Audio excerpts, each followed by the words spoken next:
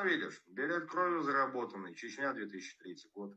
Нет, мы не Грозный брали, мы в Аргунском ущелье были. На скольких ты лично убил?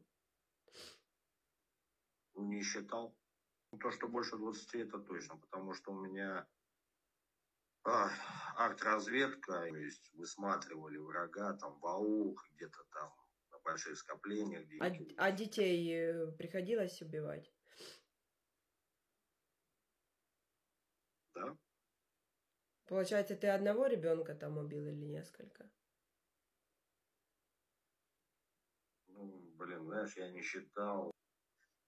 Заходим в дом, начинаем зачистку, короче. Блять. Женщина с детьми сидит, а этого нету мудака одного. Хотя дом окруженный. Одного нету. Двое лежат мертвые, одного нету. Блин, ну куда он мог деться? Когда мы зашли в другую комнату, в дальнюю комнату, там сидел, ребенок сидел, сколько, лет 5, наверное, даже не 5, наверное, 4, с гранатой в руках. Просто вытаскивает и все.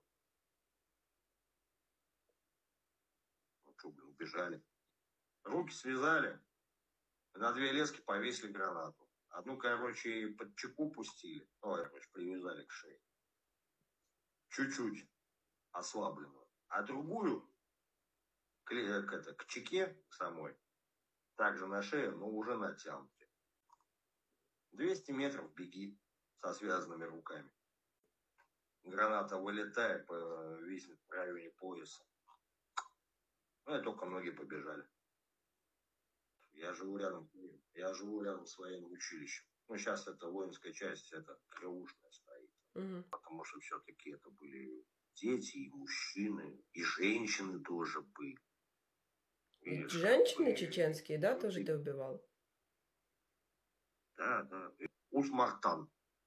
Под Усть-Мартаном, короче, мы попали в очень охуенную засаду. Нас там разъебали, будь здоров, нахуй. Позывной вышел Кузнечов. Кузнецов Владимир Анатольевич, вы...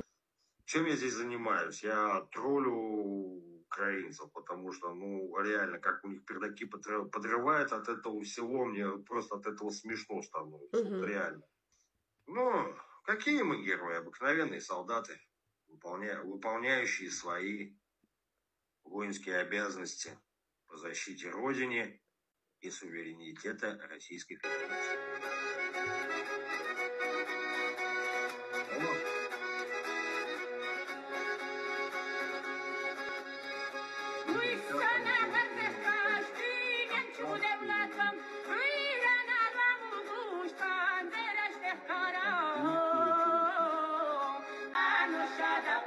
Слава Україні!